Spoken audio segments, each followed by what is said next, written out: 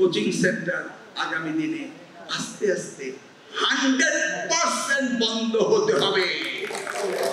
ডাক্তাররা বাইরে চেম্বারে যাবে এটা নিষেধ করা ঠিক না। ভালো ডাক্তার 24 ঘন্টা পরিশ্রম করতে চাইলে করবে, রোগী দেখতে চাইলে দেখবে, এক্সট্রা আর্ন করলে করবে, কিন্তু হসপিটাল তো সার্ভিসটা ঠিক দিতে হবে নাকি? আমাদেরও একই অবস্থা।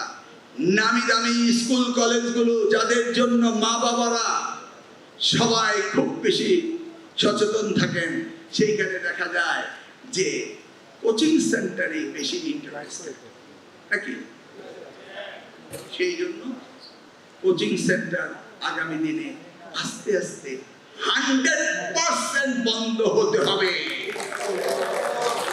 কিভাবে করব? আমি সার্কুলার দেব না, আইন করে বন্ধ করব না, অটোমেটিক্যালি।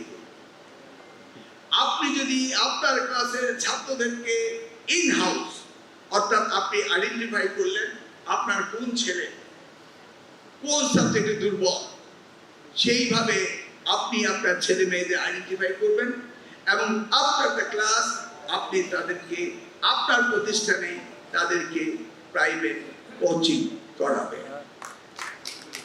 ক্লিয়ার?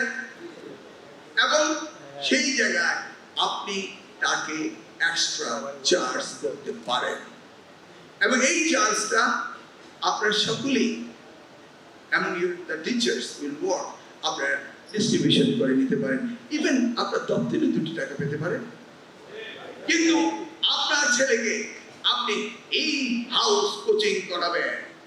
সারাদিন গরমে বসে ছাত্রটি লেখাপড়া করে, বিকেল বেলা সুন্দর এয়ার কন্ডিশন রুমে নিয়ে ছাত্রটির দেহ অন্য পর্যায়ে নিয়ে যায়। সন্ধ্যায় গিয়ে আবার যখন গরম তখন ঘেমে যায়, ঘুমিয়ে পড়ে। এটা আমি হতে দিতে পারি না। সবকিছু গণপ্রজাতন্ত্রী বাংলাদেশ সরকার অধীনস্থ, সবকিছুরই লাইসেন্সিং সিস্টেম আছে। উন্নত বিশ্বে বুচারের লাইসেন্স আছে, হেয়ার কাটারের লাইসেন্স আছে, প্লাম্বারের লাইসেন্স আছে, ইঞ্জিনিয়ারের লাইসেন্স আছে, লয়ারের লাইসেন্স আছে, অ্যাকাউন্টেন্টের লাইসেন্স আছে, সকলের লাইসেন্স আছে। কিন্তু ব্যাংকের ছাতার মতো আপনি কোচিং সেন্টার করবেন আর গ্যারেজে বসে ইংলিশ মিডিয়াম কিন্ডারগার্টেন করবেন, এগুলো কি সরকারের অধীনস্থ আসতে হবে না? আস্তে আস্তে আসবে। সবে মাত্র আমাদের যাত্রা শুরু। তাহলে আপনি প্রস্তুত পেয়েছেন।